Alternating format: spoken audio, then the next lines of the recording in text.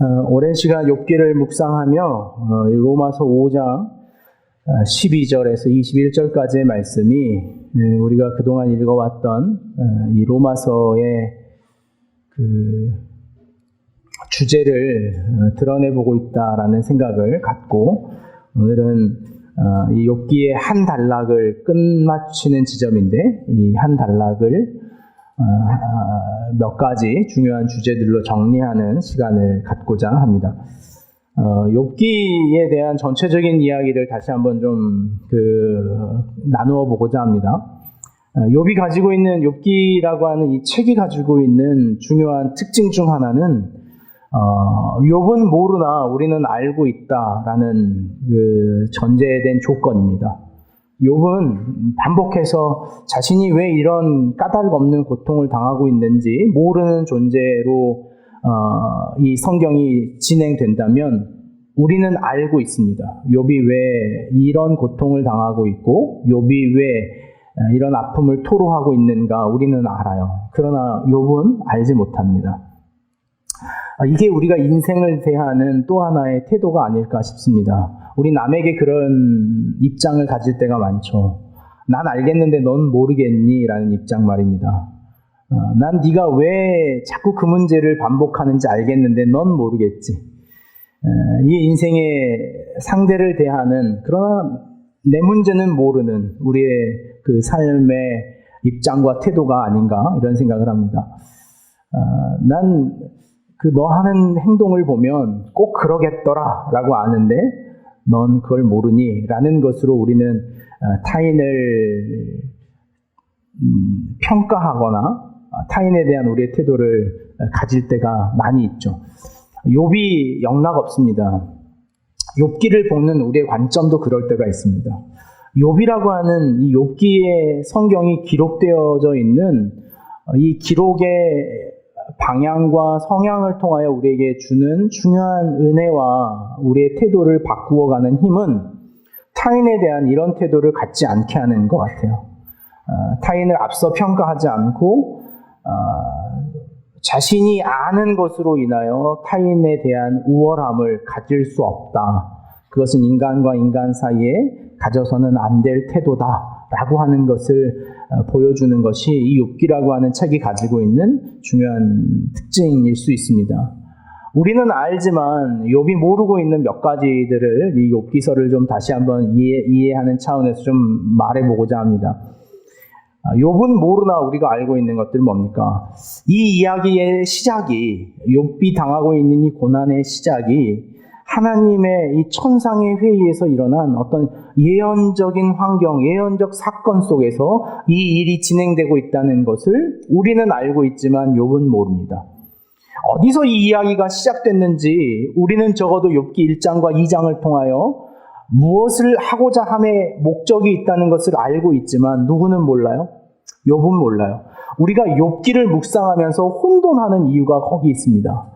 마치 여러분을 나도 욥과 같은 존재다라는 인식 속에서 들어간다면 여러분도 왜 그것이 이루어지는지를 모르는 위치에서 욥을 바라봐 줘야 하는데 우리는 욥기를 읽으면서 다 알고 있으면서 욥을 보고 있는 태도, 앞서 말했던 것처럼 어떤 입장이요? 난 알겠는데 넌 모르겠니? 라는 입장으로 욥기를 본다면 읽혀지지 않는 책이 이 욥기라고 하는 것이죠. 그로 인해서 사탄이 하나님께 무슨 말을 했고 하나님은 사탄은 하나님께 어떤 말들이 오고 갔는가를 우리는 알지만 누군 몰라요? 욥은 모릅니다. 이게 우리 인생 아닐까요? 타인의 삶은 좀 알겠는데 나는 모르겠는 거. 너 돌아가는 건, 너 사는 건 내가 조언하겠는데 나에 대한 조언은 왜 이렇게 힘든지. 이게 욥기가 우리에게 던져주는 중요한 메시지의 흐름이 아닐까 싶습니다. 가장 중요한 건 하나님은 하나님이라고 하는 자신의 정의와 하나님의 자신의 어떤 인격적이고 하나님적인 판단을 누구에게 걸고 있냐? 욥에게 걸었다는 거죠. 우린 그걸 알아요. 사탄이 하나님께 당신의 하나님됨과 하나님의 공의의 온전함이 얼마나 형편없는지, 문제가 있는지, 오류가 있는지를 하나님이 하나님 스스로 증명하지 않고 그 증명의 방법을 누구에게 걸었다는 거예요? 욥에게 걸어놓고 있다는 거예요. 그래서 이 욥기에서 욥이 실패하면, 욥이 결론적으로 실패해버린다면 그건 욥의 실패가 아니라 누구의 실패라는 것을 우리는 알아요? 하나님의 실패라는 건 우리는 알아요. 그러나 누군 몰라요? 욥은 몰라요. 그게 우리 인생 아니겠습니까? 내 인생의 실패가 하나님의 실패라는 것을 성경은 우리에게 이야기해 주는데 난 몰라요. 그러니 나는 내가 넘어지는 것처럼 생각하는 거죠. 나는 내 인생을 내가 넘어뜨릴 수 있고 내가 무너뜨릴 수 있다는 생각 속에 살아가는 것이 우리 인생의 어리석은 모습과 같더라는 거예요. 앞서 이야기했던 것처럼 그러므로 우리는 누굴 응원합니까? 이 욥기 이야기 안에서 누굴 응원할 수밖에 없어요. 욥을 응원할 수밖에 없습니다. 왜 욥을 응원합니까? 욥이 당하고 있는 이 까닭 없는 고난과 그 고난을 이겨내는 승리의 결과물이 하나님의 승리라는 것을 우리는 알지만 누구는 몰라요? 욥은 모르기 때문이죠. 그래서 우리는 욥을 응원할 수밖에 없더라는 거예요.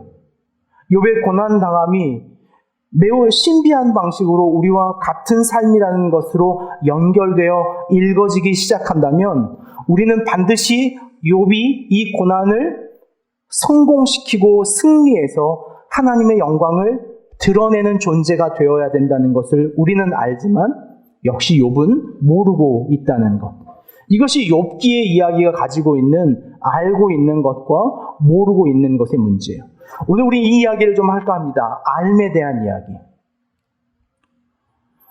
욥은 이 이야기를 통하여 욥기는 무엇을 알고 무엇을 모르고 있는가의 어떤 그 인식의 질문으로 우리 자신에게 그 질문을 가져가고 있는 거예요. 나는 하나님에 대하여 무엇을 알고 있는가? 나는 하나님이 내 삶에 행하고 있는 하나님의 섭리에 대하여 무엇을 알고 있고 무엇을 모르고 있는가요? 우리가 욥이 된다면 나는 모르겠다는 거죠. 하나님의 뜻과 섭리가 내 삶에 무엇인지 나는 모르겠는데 내 주변의 타인들은 다 아는 것처럼 나에게 조언할 때 우리는 그런 느낌을 욥과 같은 마음과 같다는 거죠. 문제는 욥은 모른다는 거예요. 그 알지 못한 욥의 이야기는 결과적으로 그래서 38장에 무엇과 만납니까? 하나님을 알게 되는 사건과 만나요. 그래서 우리가 욥기에 가장 잘 알고 있는 주제가 뭡니까? 내가 하나님을 귀로만 들었사움 이제는 하나님을 눈으로 보는 것처럼 선명하여집니다. 라는 거예요. 그 지점이 욥의 결론의 이야기이고 오늘 우리가 이 욥기를 통하여 발견해야 될 우리의 신앙의 모습이더라는 거죠. 욥기를 이 설교해오면서 여러분들에게 던져주는 어떤 공통적인 견해와 또 저의 견해는 욥기를 보며 우리는 좀 생소하다는 생각을 갖는 거죠. 성경이 이렇게 징징거려도 되나라는 표현이 좀 그렇습니까? 이렇게까지 성경이 징징대도 되나라는 마음이에요. 여러분은 그런 생각 안 드셨습니까? 제가 설교하면서 지난주와 전주의 욥기를 제 마음속으로 받아들이며 정직한 절망이라고 하는 이야기를 다룰 때 여러분 마음은 어떠셨습니까? 그래도 되나?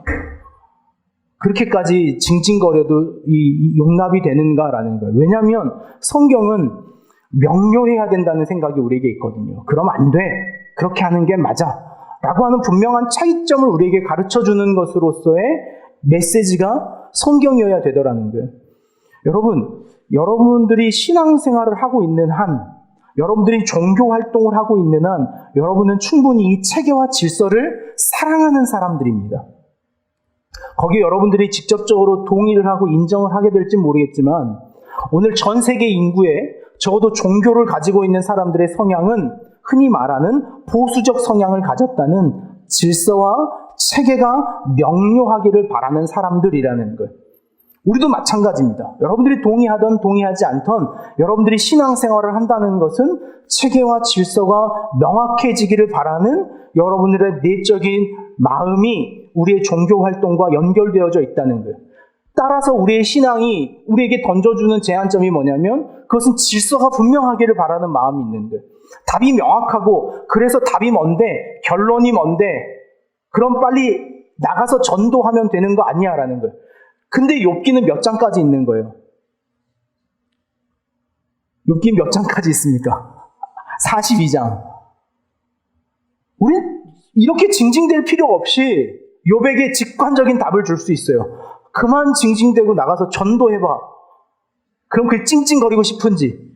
그럼 돼요. 그러면 욥기는 1장 4절쯤이면 끝날 책이에요. 그렇죠? 근데 욥기가 42장까지 그 이야기를 들어주고 있는 거예요. 하나님이 그 욥의 징징거림을 37장까지 들어주고 있는 거예요. 3장에서 37장까지 적어도 35장의 분량을 욥의 이야기를 드러내고 있는 하나님은 대체 뭐냐는 거죠. 이게 욥기가 가지고 있는 중요한 어떤 이해의 방향이고 욥기를 충분히 고민할 만한 가치가 여기에 있더라는 거예요. 우리가 지난주에도 그런 이야기를 했지만 다시 말해서 욥기는 이 안락한 의자에 앉아가지고 자신의 삶의 고민 없이 하나하나 눈으로 읽어 해석될 책이 아니라는 것을 다시 한번 경험해요. 제가 욥기를 너무 일찍 꺼내들었다라는 그 후회와 반성을 최근에 많이 했습니다. 제 나이도 한 60이 넘어가는 인생의 고비를 좀 겪고 목회의 어려움도 좀 겪은 다음에 이 책을 읽었어야 되는데 라는 생각을 해요. 너무 빨리 꺼내들었다. 그러니 우리가 어쩌면 저조차도 그것을 다 이해하지 못하는 것이 당연한 것 아닌가. 왜냐하면 욥기 1장 1절이 설명했던 것처럼 욥의 시작은 그의 온전함에서부터의 시작이거든요. 자신의 삶을 온전하게 하려고 하는 신앙의 그 신자의 바른 열정, 그리고 적어도 그런 삶을 자신 앞에 살고자 노력해본 경험을 바탕으로 이루어지는 사건이어야 되더라는 거예요. 우리가 그 전에 있었던 욥의 삶의 태도가 우리의 태도 안에 없다면 우리는 욥기는 이해하기 힘든 책에 불과한, 어려운 책에 불과한 것이 되고 말 것이다 라는 거죠. 욥기 14장은 욥의 1라운드가 끝나는 장면입니다. 욥이 자신의 친구 엘리바스, 빌닷, 소발이라고 하는 각자의 친구의 주고받는 대담이 한 차례 끝나는 장면이 이 13장과 14장의 단락입니다. 그런 이유에서 13장과 14장은 욥의 답변 중에 가장 많은 분량의 이야기를 기록해 놓은 것이 이 13과 14장의 이야기예요. 13장과 14장의 이야기를 들여다보면 욥이 말하고 있는 이 탄식과 허무함, 대체 그래서 뭐냐라고 하는 이 절망은 우리가 앞서 말했지만 성경에 이렇게 절망적인 이야기를 여과 없이 담아놔도 되느냐 싶을 만큼 절망적인 이야기의 결론이더라는 거예요. 저는 이 이야기를 1장을 결론 지으면서 여러분에게 적어도 이 모호한 책의 없음을 조금 체계화할 필요가 있다. 책임이 있다라는 생각을 좀 가졌습니다. 그것은 저에게도 필요한 문제였고요. 한 가지 결론을 내고자 합니다.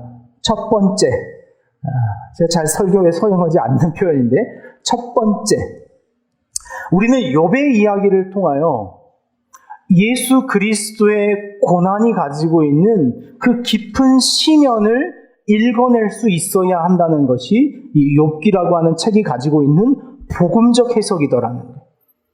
우리는 욥의 고난을 비로소 예수 그리스도의 고난당하심과 연결해 볼 수 있어야 하더라는 거예요. 요한복음 12장 27절 말씀을 여러분 한번 찾아봅시다. 요한복음 12장 27절.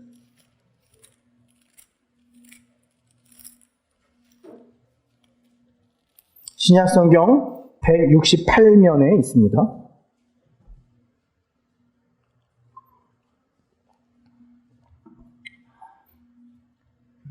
예수 그리스도께서 자신의 죽음, 그 십자가의 삶 앞에 처한 자신의 심경을 이렇게 표현합니다.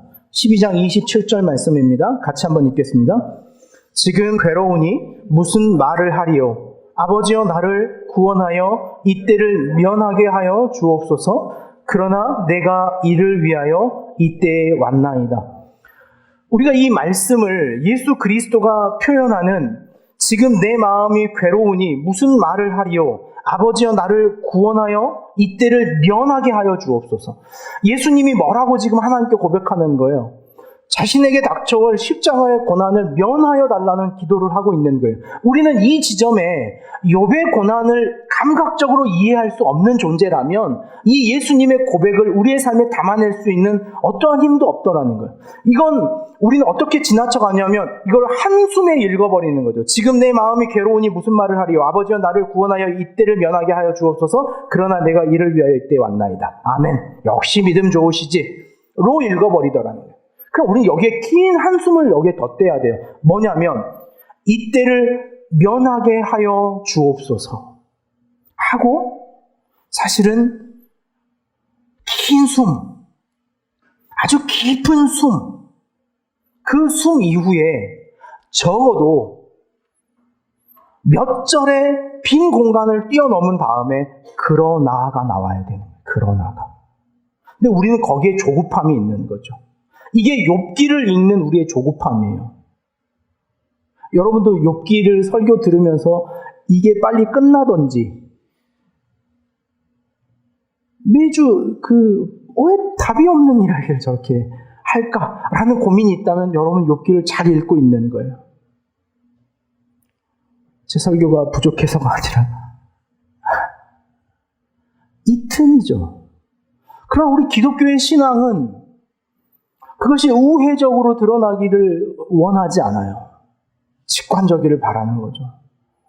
그것이 욥의 친구였던 엘리바스와 빌닷과 소발이 가졌던 태도예요. 회개해. 그러니 회개하라고 엎어져. 자빠져 부르짖으란 말이야. 우리는 멈춰서서 이게 대체 뭘까라고 기다리고 고민해보고 절망해보고 고독해보는 그 지점을 견디지 못하고 타인에게 찾아가서 너 왜 그러고 있어? 난 알겠는데 라고 너무 성급하게 이야기해버리더라는 거예요. 혹 여러분이 여러분의 삶에 이 고뇌와 깊이를 경험하는 지점이 있다면 아름다운 것이라는 것을 오늘 욥기는 우리 자신의 삶을 통하여 드러내 보여주고 있는 것이죠. 누가복음 22장 말씀을 볼까요? 앞으로 넘어오시면 누가복음 22장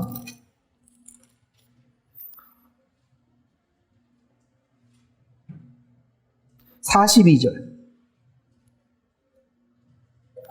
누가복음 22장 42절입니다. 신약성경 136면 우리가 잘 아는 예수님의 감람산에 있었던 기도를 요한의 표현과 다른 누가의 기록을 우리는 다시 한번 읽을 필요가 있습니다. 22장 42절 말씀 같이 읽겠습니다. 이르시되 아버지여 만일 아버지의 뜻이거든 이 잔을 내게서 옮기시옵소서. 그러나 내 원대로 마시옵고 아버지의 원대로 되기를 원하나이다 하시니. 어쩌면 욥기 3장에서부터 37장까지는 이 예수님의 기도 안에 있는 그러나라고 하는 지점을 풀어 쓴 글이 아닐까라는 생각을 해요. 그러나를 풀어 쓰는 성경의 묘사. 아버지여 만일 아버지의 뜻이거든 이 잔을 내게서 옮기시옵소서. 그러나 내 원대로 마시옵고 아버지의 원대로 되기를 원하나이다. 아멘. 우린 이걸 믿음으로 알죠. 빨리 바로 결론을 내는 어떤 이런 확고한 태도, 분명한 믿음의 태도가 우리는 믿음인 것처럼 생각하지만 그러나 이 예수님의 고난, 고뇌, 이 고통을 이해할 수 있으려면 우린 여기에 멈춰섬이 있어야 돼요. 아버지요. 만일 아버지의 뜻이거든 이 잔을 내게서 옮기시옵소서. 저는 이 예수님의 고난을 욥의 이야기를 묵상할 수 있는 그 마음, 그 이해의 태도와 깊이가 있는 한 우리는 이 예수님의 고난을 읽어낼 수 있는 지점을 발견하게 되더라고요. 욥이 바라는 건 뭐예요? 빨리 끝내주시겠습니까? 이 고통을 저에게서 좀 뽑아주시겠습니까? 그러나 누구와 만나는 거예요?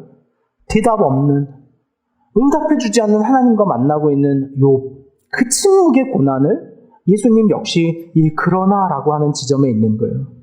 예수님이 그러나라고 하는 답변을 하시기까지 하나님이 예수님에게 어떤 답변을 주셨을 것 같아요? 아니면 아무런 답변이 없는 침묵과 예수님이 만났을 것 같아요?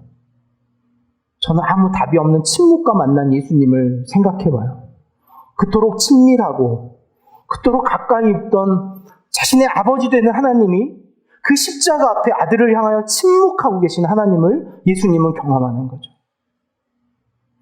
자신의 삶의 모든 걸음을 동행했던 그 하나님이 이 십자가 사건 앞에 침묵하고 있는 하나님을 아들 된 예수 그리스도가 발견해야 되는 이제, 아버지, 이게 정말 아버지의 뜻입니까? 정말 제가 십자가에 매달려야 하는 것이 아버지가 정한 제 삶의 뜻입니까? 말씀을 해보십시오. 하라면 하고 그렇지 않는다면 다른 방법을 저에게 말씀해 주십시오.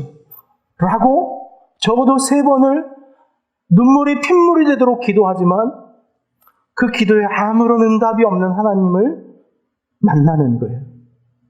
그 기도의 끝자락에 예수님이 하시는 말씀이 이거예요. 그러나 내 원대로 마옵시고 알겠습니다. 알겠습니다. 알겠습니다. 그러므로 여러분, 우리가 여호수아서를 이야기하면서도 지금 순종을 말하지만 순종은 매우 어려운 거예요. 네, 알겠습니다의 서기가 얼마나 우리의 삶을 깊게 세워야 하는 문제인가를 이 말씀 안에 보여주고 있다는 사실을 알아야 하죠. 마태복음 27장을 가실까요? 예수님이 당했던 그 침묵과 그 단절의 깊이가 어떤 것인지를 예수님은 이렇게 기도하셨죠. 마태복음 27장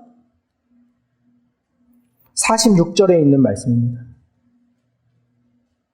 예수님께서 마지막 죽음 앞에 쏟아내셨던 마지막 절규 안에 우리는 이 욥의 이야기를 들을 수 있어야 돼요.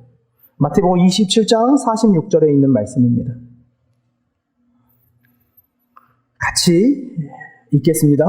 제9시쯤에 예수께서 크게 소리질러 이르시되 엘리 엘리 아마 사막다니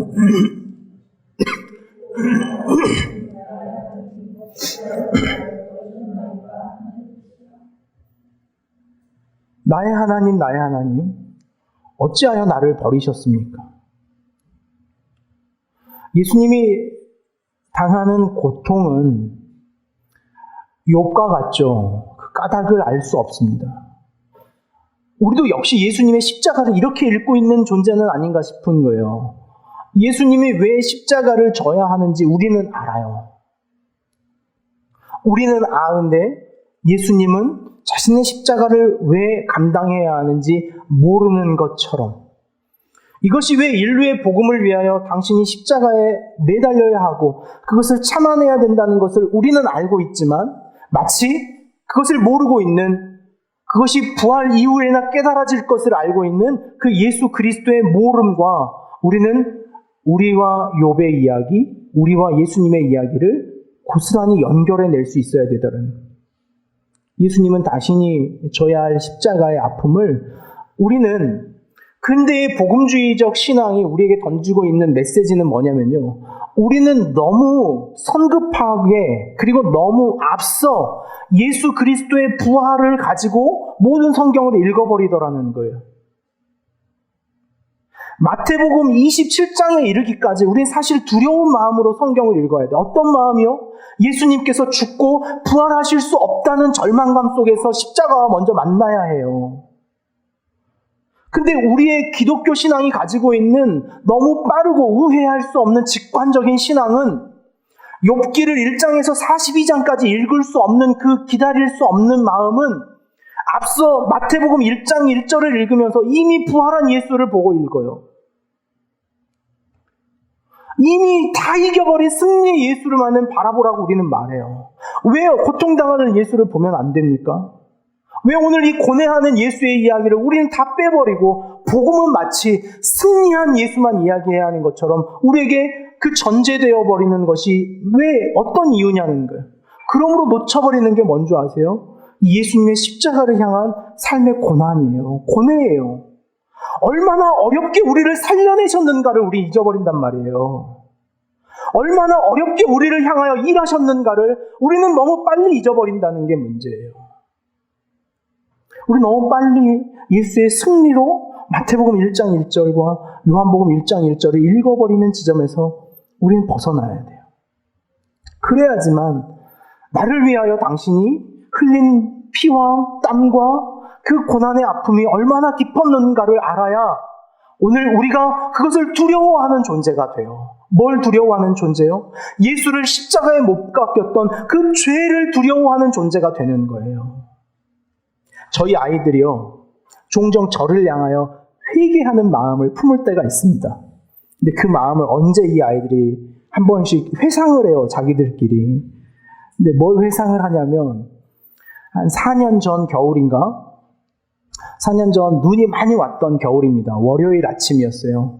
월요일 날 눈이 많이 왔어요. 방학 때였는데. 그래서 아이들하고 눈썰매를 태워주면 좋겠다라는 생각에 집에 있는 이 눈썰매 판을 들고 저희 부모님이 이 광산구 산정동에 사시는데 거기 가면 공원 하나에 이렇게 자연이 만들어 놓은 이 눈썰매장이 있어요. 거기를 갔습니다. 아침부터 배가 좀 아팠어요. 그래서 왜 그럴까? 그래서 아침에 배가 아픈 배를 부여잡고 그냥 갔습니다. 그리고 태워주고 또 태워줬는데 배가 좀 아파서 들어갈까 했는데 이 아이들이 안 들겠다. 그래 그럼 원 없이 타라 라고 점심을 훌쩍 넘기는 시간까지 쭉 탔어요. 한 2시 반쯤인가? 저희 집까지 갈 만한 힘이 없어서 부모님 가까운 집으로 갔어요. 점심을 안 먹고 여태 놀았다는 소리에 막 꾸중하시면서 밥을 주셨어요. 그래서 밥을 좀 먹으면 배가 좀 덜 아플려나 생각을 하고 막 밥을 먹었는데 먹고 나서도 이 통증이 사라지지가 않는 거예요. 잠깐 좀 누워야겠다 싶어서 잠을 청하고 누웠는데 이내 막 식은땀이 나면서 잠에서 깬 거예요. 이상한 거예요, 제 몸이. 그래서 제가 아이들에게 말하지 않고 조용히 엄마에게만 말하고 앞에 병원을 갔습니다. 성심병원이라는 병원 바로 앞에서 갔더니 증상이 맹장인 것 같다는 추측이 있다. 사진을 좀 찍어보자는 거예요. 그래서 사진을 찍었더니 실제로 이제 그 수술해야 되는 지점인 거예요. 그래서 수술을 거기서 해야 된다는 생각이 있었는데 또 제 마음에 집과 가까웠으면 좋겠다라는 그 연약한 마음, 운전하고 기독병원까지 왔어요. 그래서 기독병원에 와서 저녁에 응급으로 10시 반인가 수술을 했습니다. 저희 아이들이 가끔 그걸 회상해요. 저희 딸아이가 자주 회상합니다. 맞아, 아빠. 그때 아빠 그렇게 죽을 아픔이 있었는데도 우리가 계속 썰매 타자 그래서 우리 썰매 태워줬지. 맞아, 아빠 그렇지. 그런 아빠지. 라고 막 본인들이 회상해 가요. 그러면서 종종 회개해요. 아빠를 향해 내가 너무했어. 어떤 자신의 그 삶에 스스로 돌이킬 수 있는 회상의 지점들이 우리에게 어디에서 만들어지는가요? 그것은 그 시간의 고난과 고통을 이겨내고 경험한 자신의 경험과 깊이에 따라서 우리는 다시 돌이켜 그것을 회상할 수 있는 은혜로 서더라는 거죠. 예수 그리스도의 은혜와 하나님의 살아계심에 대하여 오늘 우리가 감격적으로 경험하지 못하는 이유는 우리는 어쩌면 너무 빨리, 너무 가볍게, 그리고 너무 쉽게 예수 그리스도의 승리를 우리의 것으로 취해버린 것은 아닌가라는 거예요. 그러면 안 돼라는 거죠. 마치 기독교 신앙은 그래서는 안 돼라고 하는 것. 그 어두움이 있어서는 안 돼. 빨리 불을 켜라고 너무 성급하게 이야기해버리는 엘리바스와 빌닷과 소발과 같은 태도 때문에 우리는 그 깊은 고뇌와 고독과 그 지점을 자신의 삶에 너무 빨리 벗겨버리는 것은 아닌가라고 하는 거예요. 욥의 이야기를 통하여 우리에게 던져주고자 하는 첫 번째 은혜는 이 욥의 알 수 없는 그 까닭 없는 고통의 깊이와 고뇌와 그 욥의 이야기를 통하여 우리는 이 예수 그리스도의 고난 당하심을 이 긴 시간 동안 우리로 묵상하게 하는 은혜가 있더라는 거예요. 그 주님이 당하는 고난과 고통, 자신이 죄 없음에도 불구하고 그 까닭을 알 수 없는 십자가로 끌려가야 되는 그 예수님의 처절함. 우리는 마치 골고다로 끌려가는 예수님이 다 아는 것처럼 나는 3일 후에 부활할 것을 알아. 그러니 실컷 날 조롱해. 라는 이미 그 초월한 예수 그리스도가 그 십자가에 한 걸음 한 걸음을 걸었을 것이라는 착각 속의 복음을 만난다면 로마서 5장의 12절과 21절에 우리가 읽었던 것처럼 그 한 사람의 고난을 이해하지 못하는 거예요. 여러분 어떻게 생각하셨습니까? 가시면류관을 머리에 세우는 장면에도 예수님은 이미 그러나 좀 있으면 내가 너 복수할 걸 이라는 것으로 쓰고 있는 예수님만 보고 있는 거죠. 우리는 너무 빨리 예수님의 이 십자가의 고난을 우리의 삶의 승리로 가져가려고 하는 태도가 있더라는 거예요. 욥의 고통을 통하여 우리가 발견하는 두 번째는 이런 겁니다. 하나님의 부르심의 목적을 알고 있으나 우리의 삶이 욥과 같을 때가 있다는 거예요. 그건 이렇게 말할 수 있는 거죠. 욥이 고난을 당하는 그 부당함, 욥이 고난을 당하고 있는 그 원하지 않는 어려움, 이 모든 것들이 오늘 우리가 예수 그리스도를 온전히 따라가다 보면 죄의 결과로 인하여가 아니라 그 예수님을 따름으로 인하여 그 고통을 당할 수 있는 것이 신자라는 것을 우리에게 보여주고 있는 거예요. 여러분이 신앙생활 하는 것이 고난스러우십니까? 이 세상에 오늘 이 2019년을 한국 땅에서 살아가고 있는 여러분의 신앙이 예수 그리스도를 따라가기 위하여 그 예수 그리스도의 남은 걸음을 걸어내기 위하여 고난스러우냐라는 질문이에요. 욥은 고난스럽다. 그것이 당연한 것이다. 그것이 우리의 어긋남으로 인하여 주어지는 것이 아니라 예수를 따르기 위해 그 예수의 남은 고난을 우리의 삶에 채우고 있는 것이다. 라는 것을 욥기의 이야기에서 두 번째 발견할 수 있는 은혜더라는 거예요. 따라서 오늘 우리 신앙에는 고난이 좀 필요합니다. 우리 신앙에는 그 고난과 고통당함이 필요해요. 우리가 지난주에 그런 이야기 나누지 않았습니까? 욥기나 성경이 제시해주는 인간의 가장 바른 인간됨은 어떤 태도라고 우리가 나누었습니까? 인간의 인간됨. 무엇이 인간됨이라 그랬어요? 그것은 자신을 초월할 수 있는 영역이 성경이 제안하는 인간의 인간됨이다라고 말했어요. 자기를 부인하는 것, 자신을 타인보다 더 낮은 지점에 세우는 것, 나보다 더 높이 여기는 것, 이것이 성경이 말하는 인간의 인간됨이에요. 그러나 이 인간의 인간됨을 성취하기 위해서는 반드시 고통스러운 거죠. 반드시 어렵다는 거예요, 그게. 신은 어렵지 않은 길을 가는 것이 아니라 신앙은 우리에게 그 어려운 길, 그래서 예수님 우리에게 뭐라고 말씀하십니까? 좁은 길, 좁은 문으로 들어가는 것이다 라고 말씀하는 거예요. 그것이 예수 그리스도가 이 땅에 남겨놓은 오늘 우리로 걸어가게 하시는 신자의 남은 걸음에 마땅한 삶의 여정이더라는 거예요. 그러니 여러분이 신앙하며 여러분들이 열심히 온전하게 신앙생활을 하며 여러분에게 주어지는 고난과 고통을 이상한 것으로 여길 것이 아니라 욥과 같이 마땅한 것으로 여기게 하시기 위하여 무엇이 기록되어져 있다? 욥기가 3장에서 37장까지 이야기를 우리에게 들려주고 있다라는 거예요.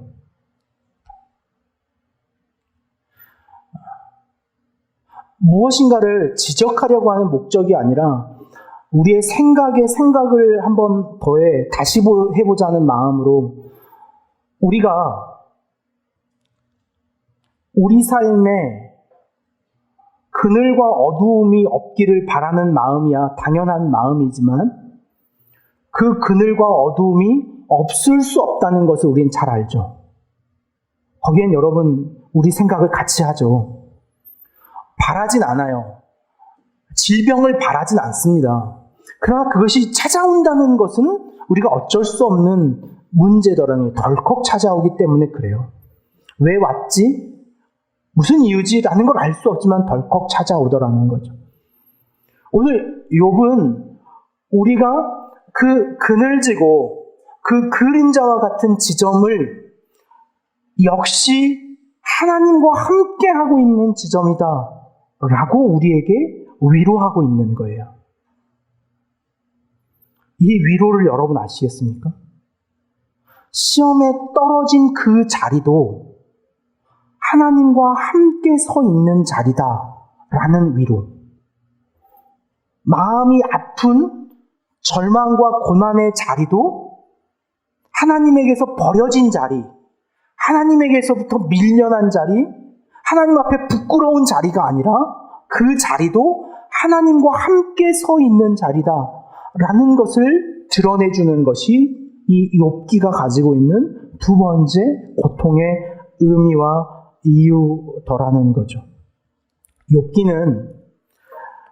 욥이 자신의 변론하는 12장에서부터 13장까지 자신이 가지고 있었던 그 체제와 판단이 작동했던 모든 것들이 얼마나 잔인했고 얼마나 얄팍했고 얼마나 길들여져 있었으며 얼마나 타인에게 기만적이었는가를 보여줘요. 그러면서 자신이 비로소 돌이켜서 그럼 내가 이제 이러겠습니다 라고 고백하는 욥기 안에 있는 멋처럼 욥의 그 복음주의적인 태도가 이 13장 13절에 등장합니다.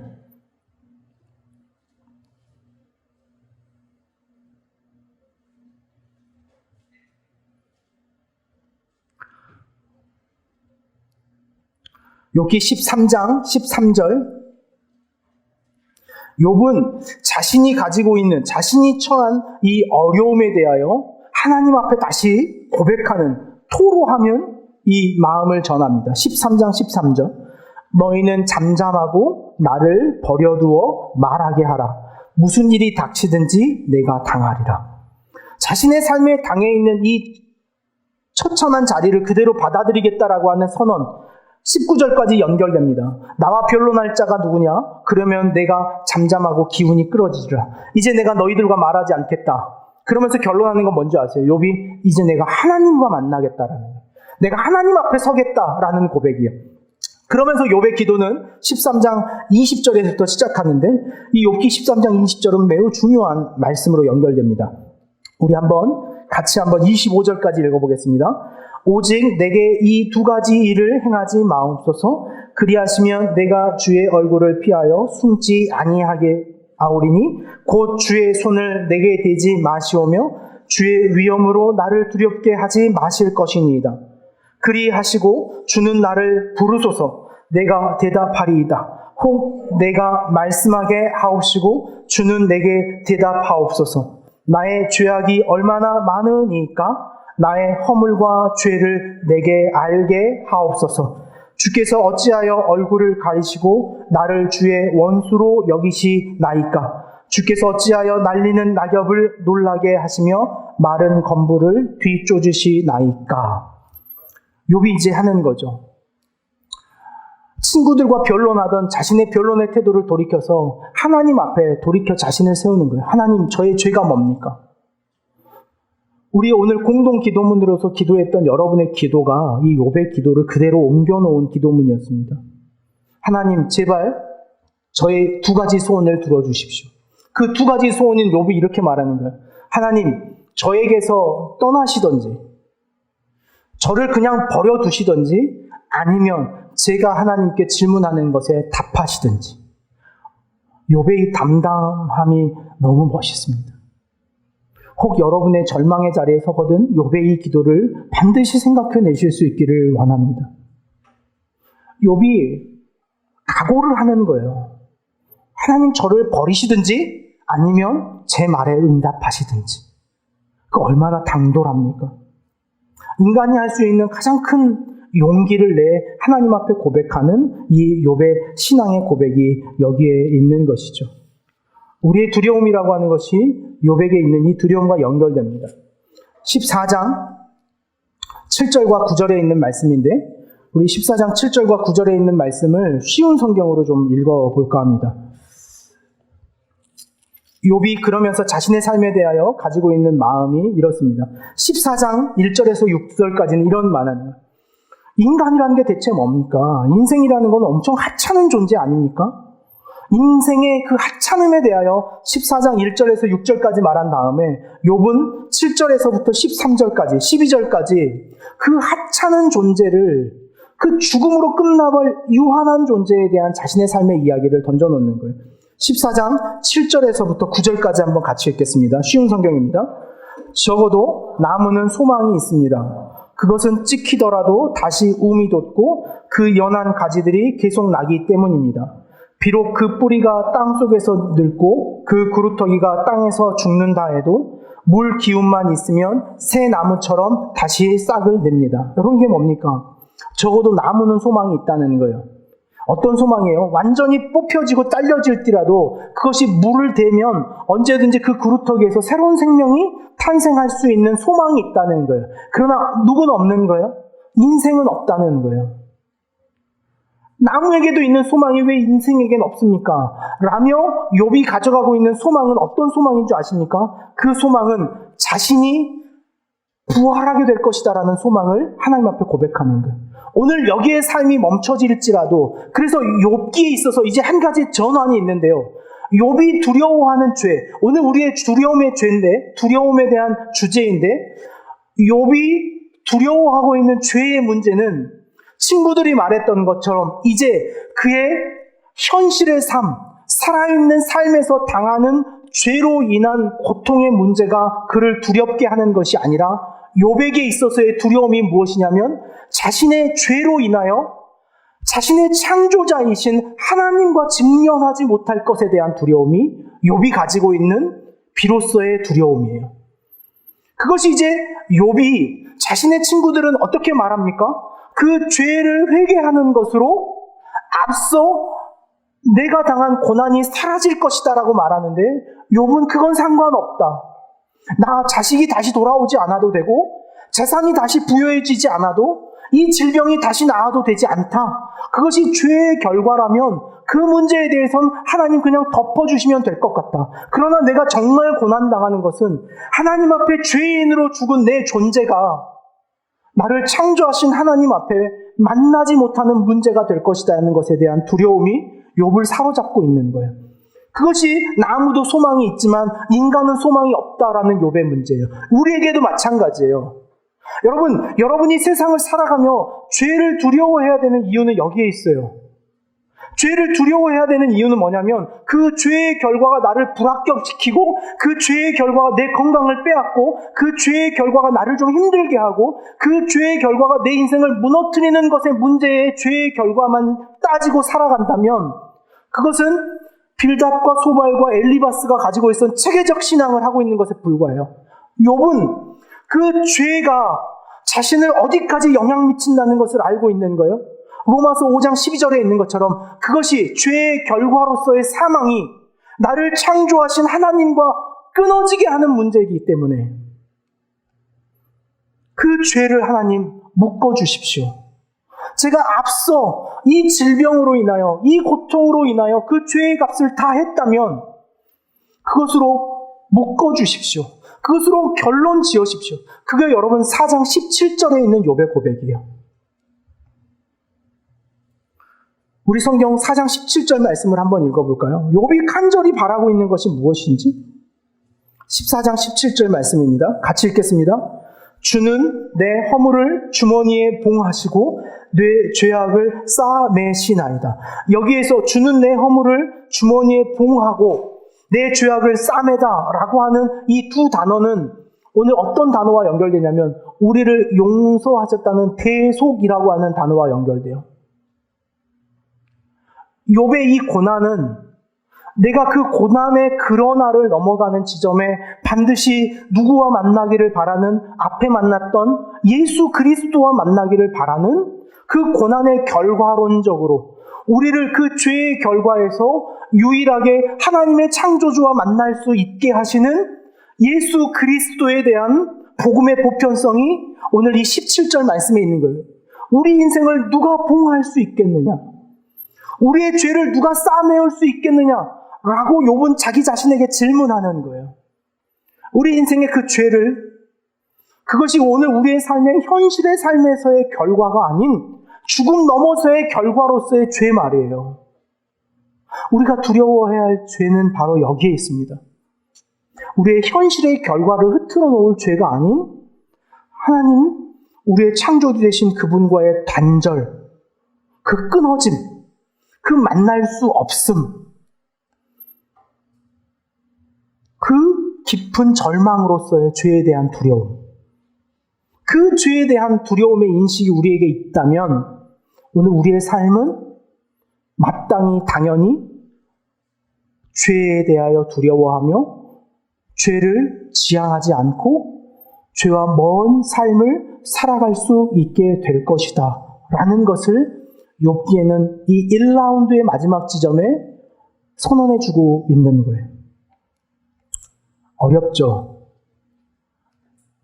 어렵죠. 반드시 그러나 다시 곱씹어볼 만한 중요한 복음의 본질이 이 안에 있는 거죠. 욥은 예수 그리스도의 고난을 우리에게 더 선명하게 드러내게 합니다. 이유 없는 자의 고난 당하심, 까닭을 알 수 없는 그 십자가의 골고다의 걸음을 걷는 예수 그리스도를 이 욥의 이야기 속에서 우리는 더 분명하고 명확하게 보게 하는 거예요.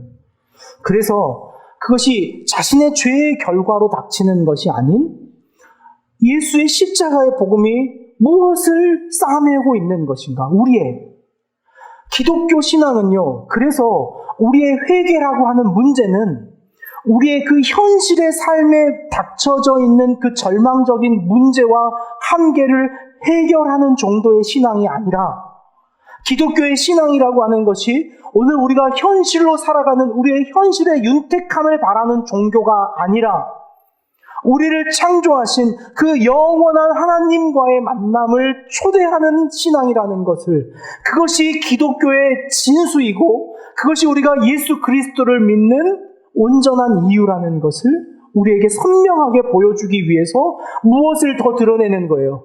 더 어둡게 하는 거예요. 여러분, 더 어두울수록 빛이 선명해지는 것을 욥은 아는 거예요. 욥기는 우리를 그 어둠으로 끌고 갑니다. 그 처참한 그림자 속으로 끌고 가서 우리에게 무엇을 말하냐면 그 나뭇가지로 살랑이며 번뜩번뜩 비치는 빛을 보게 하는 거예요. 제가 얼마 전에 이 나무 그늘 아래 이렇게 누워서 오래간만에 여유를 좀 부려보는데 이 나무 가지 사이로 감춰져 있던 빛이 순간순간 들어올 때 느껴지는 그 경외함 같은 거죠. 제가 그 마음을 어떻게 여러분과 좀 나눌까 고민을 하다가 마침 좋은 시가 하나 생각이 났어요. 정호승 시인의 내가 사랑하는 사람이라는 시예요. 그럼 이 시를 좀 같이 읽으며 설교를 좀 마칠까 합니다. 내가 사랑하는 사람. 여러분 한 번쯤 읽어봤을 시입니다. 우리 시를 좀 시인인 것처럼, 누구나 다 시인이 된 것처럼 우리 한번 여러분의 목소리로 이 시를 한번 같이 읽어봅시다. 내가 사랑하는 사람, 정호승. 나는 그늘이 없는 사람을 사랑하지 않는다. 나는 그늘을 사랑하지 않는 사람을 사랑하지 않는다. 나는 한 그루 나무에 그늘이 된 사람을 사랑한다. 햇빛도 그늘이 있어야 맑고 눈이 부시다. 나무 그늘에 앉아 나뭇잎 사이로 반짝이는 햇살을 바라보며 세상은 그 얼마나 아름다운가. 눈물이 없는 사람을 사랑하지 않는다. 나는 눈물을 사랑하지 않는 사람을 사랑하지 않는다. 나는 한 방울 눈물이 된 사람을 사랑한다. 기쁨도 눈물이 없으면 기쁨이 아니다. 사랑도 눈물 없는 사랑이 어디 있는가.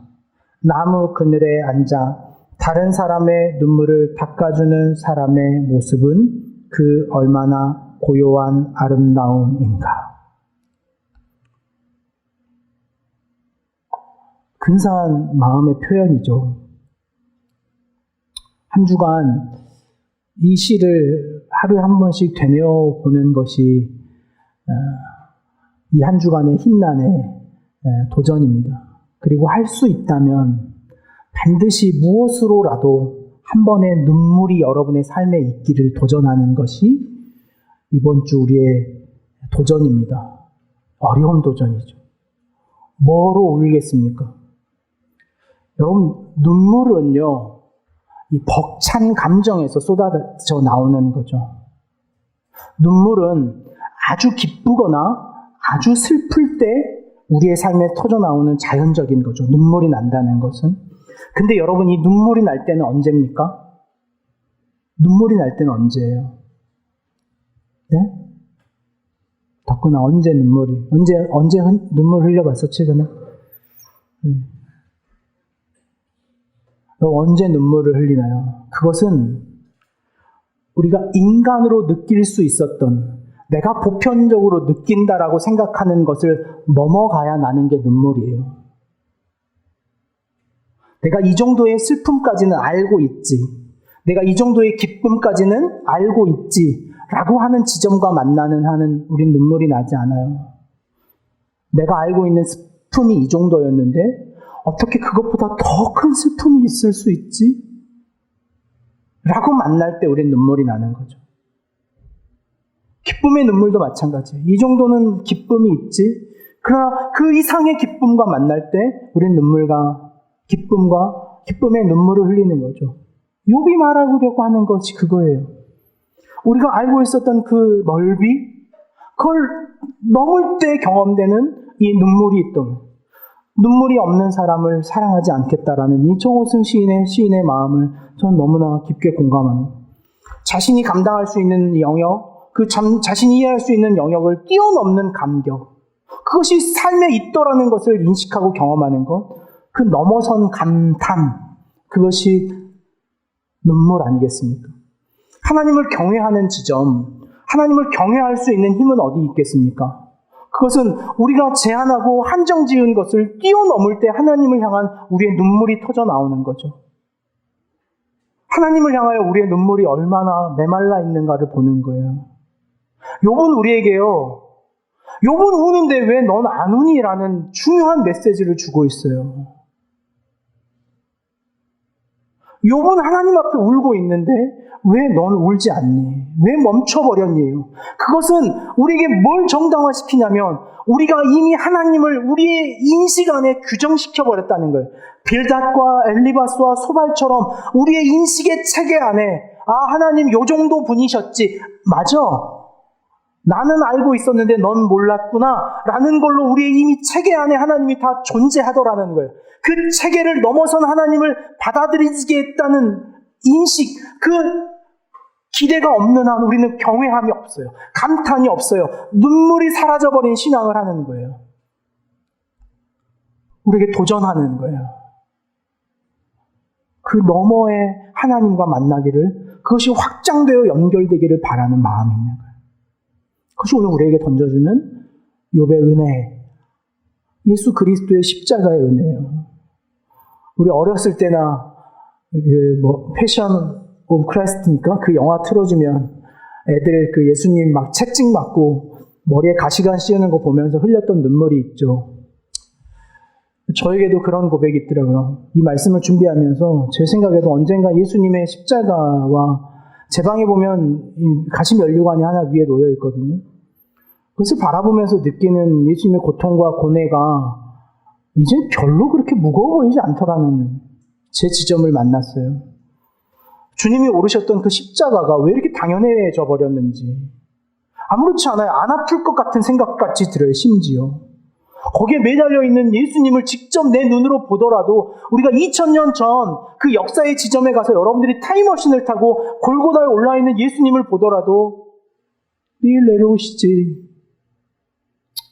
애쓰셨습니다 할 것 같더라는 거예요. 제가 오늘 욥기를 묵상하면서 우리에게 다시 그 주님에 대한 경외함을 회복하기를 원하는 마음이 있는 거예요. 그 하나님에 대한 은혜의 눈물을 다시 한번 회복하기를 마음을 다시 한번 우리에게 주고 계시는 거죠. 여러분, 한 주간 이게 가능한 도전인지 모르겠지만 이 힘난의 한 주간의 여러분들의 도전은 주님의 십자가를 여러분의 삶에 세워놓고 눈물이 날 때까지 묵상하십시오. 아멘 하시겠습니까? 네? 여러분의 공간에 들어가서 반드시, 그래서 눈물이 안 난다면 그건 우리가 아직 얕은 거예요. 나를 알고 주님을 아는데 어찌 거기에 감격이 없을 수가 있습니까? 오늘 이것이 우리가 한 주간 살아가면서 도전해야 될 우리의 삶의 진정한 두려움, 또 회복의 마음이 될 줄로 믿습니다. 우리 말씀 생각하시면서 우리 찬양 고백 같이 했으면 좋겠습니다.